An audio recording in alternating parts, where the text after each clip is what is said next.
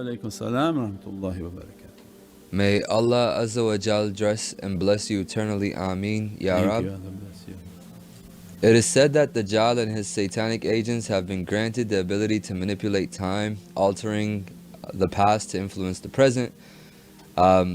This power granted by Allah and through the support of the heavens.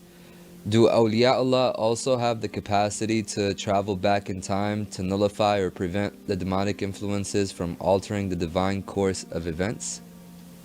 Yeah, I think we gave the talk of the Mandela effect.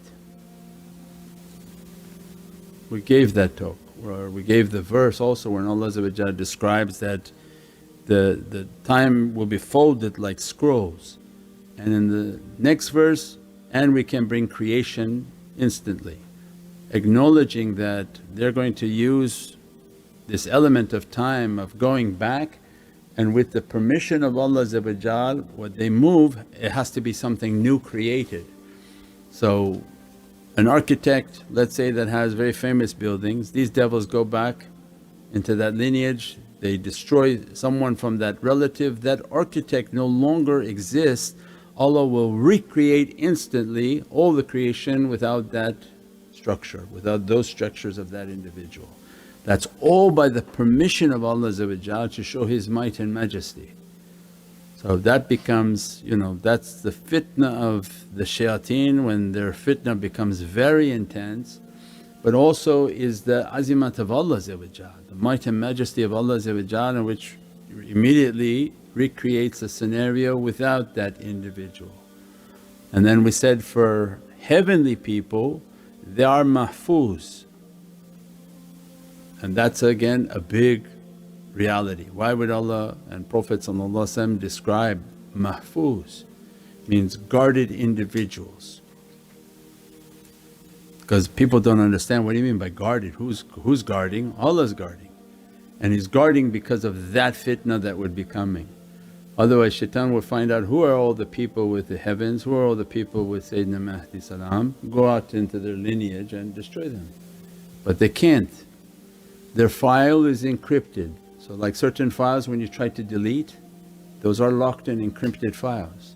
You can delete many things, but obviously you hit one of those files that you can't delete, and that's what mahfuz is. There are people that their entire lineage is locked, so that nothing can come onto that to change what Allah has planned.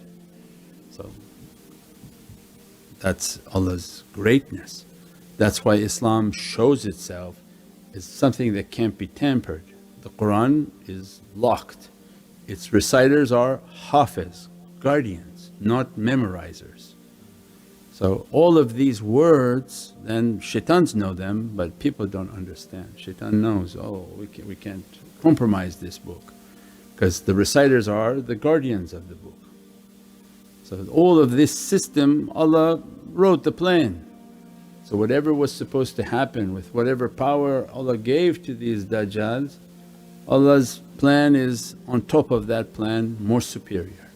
That's why in the last days Islam will show its might and majesty. Now other faiths, they had their prayers where their prayer was altered. What was the prayer? Forgive us our debts. Yeah, it used to say what? Forgive us our sins, forgive all those who we came across and all those who came across us, forgive us our sins. Now it says forgive us our debts.